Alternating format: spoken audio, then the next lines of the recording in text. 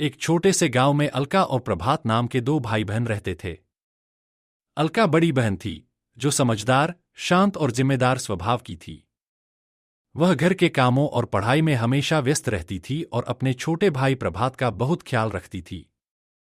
वहीं प्रभात, जो अलका से 4 साल छोटा था, बहुत ही चंचल और शरारती था। उसका मन हमेशा मस्ती और नई नई शरारतों में लगा रहता था। प्रभात को अपनी बहन को तंग करना बहुत अच्छा लगता था। वह अक्सर अलका की चीजें छुपा दिया करता था, जिससे वह परेशान हो जाए। एक दिन, जब अलका ने अपना स्कूल का होमवर्क खत्म करके अपनी कॉपी टेबल पर रखी, तो प्रभात ने चुपके से वह कॉपी उठा ली और अलमारी के ऊपर छुपा दी। अगले दिन जब अलका स्कूल जाने के लिए तैयार हुई, तो उसे अपनी कॉपी नहीं मिली। उसने घर के हर कोने में ढूंढा, लेकिन कॉपी गायब थी। वह परेशान होकर सोचने लगी कि आखिर कॉपी गई कहाँ। तभी प्रभात कोने में खड़ा हंस रहा था। प्रभात, क्या तुमने मेरी कॉपी देखी है? अलका ने कड़क आवाज में पूछा। प्रभात ने मासूम बनने की कोशिश करते हुए कहा, नहीं दीदी, मैंने तो नहीं देखा। लेकिन उसकी मुस्कान उसे पकड़वा रही थी। अलका ने तुरंत समझ लिया कि यह प्रभात की ही शरारत है। उसने प्रभात का पीछा किया और उसे गुदगुदी करने लगी। आखिरकार प्रभात ने मान लिया कि उसने कॉपी अलमारी के ऊपर छुपाई है। अलका ने उसे प्यार से डांटा और फिर हंसते हुए कहा, तुम कभी नहीं सुधरोगे। प्रभात की शरारतें यहीं नहीं रुकीं। एक बार उसने अलका की चाय में शक्कर की जगह नमक डाल दिया। जब अलका ने चाय का घूंट लिया, तो उसका मुंह बिगड़ गया।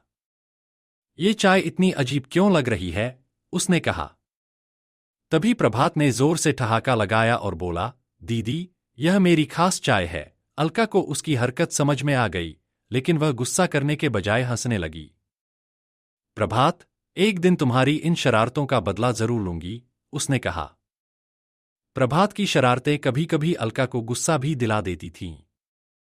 एक दिन प्रभात ने अलका की पसंदीदा किताब में कागज के कीड़े जैसा कुछ बनाकर रख दिया। जैसे ही अलका ने किताब खोली, वह कीड़ा बाहर गिरा और अलका डर से चिल्ला पड़ी। प्रभात पास में खड़ा अपनी हंसी रोकने की कोशिश कर रहा था।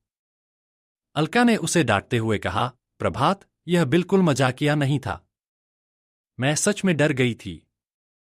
प्रभात को अपनी गलती का एहसास हुआ। उसने सिर झुकाकर माफी मांगी और कहा, सॉरी दीदी, मैं बस आपको हंसाना चाहता था। अलका का गुस्सा पिघल गया। उसने प्रभात के सिर पर प्यार से हाथ फेरते हुए कहा, तुम्हारी शरारतें कभी कभी बहुत ज्यादा हो जाती हैं, लेकिन मैं तुम्हें माफ कर देती हूं क्योंकि तुम मेरे प्यारे भाई हो। प्रभात और अलका का रिश्ता सिर्फ भाई बहन का नहीं था, वे एक दूसरे के सबसे अच्छे दोस्त भी थे। जब भी प्रभात को किसी समस्या का सामना करना पड़ता, वह अलका के पास आता। और अलका, चाहे कितनी भी व्यस्त हो, हमेशा उसके लिए समय निकालती। एक बार, जब प्रभात का स्कूल प्रोजेक्ट अधूरा रह गया, तो अलका ने पूरी रात जाकर उसकी मदद की। उसने न सिर्फ प्रोजेक्ट को पूरा किया, बल्कि उसे इतनी खूबसूरती से सजाया कि प्रभात के टीचर ने उसकी बहुत तारीफ की। प्रभात ने उस दिन महसूस किया कि उसकी बहन उसके लिए कितना कुछ करती है। उसने अलका से कहा, दीदी, मैं हमेशा आपको परेशान करता हूं, लेकिन आप कभी मुझसे नाराज नहीं होती। आप सबसे अच्छी हो। एक दिन प्रभात ने सोचा कि वह अलका के लिए कुछ खास करेगा। अलका का जन्मदिन आने वाला था और वह उसे एक बड़ा सरप्राइज देना चाहता था। प्रभात ने अपनी पॉकेट मनी बचाकर अलका के लिए एक सुंदर स्केचबुक खरीदी, क्योंकि उसे पता था कि अलका को ड्राइंग करना बहुत पसंद है।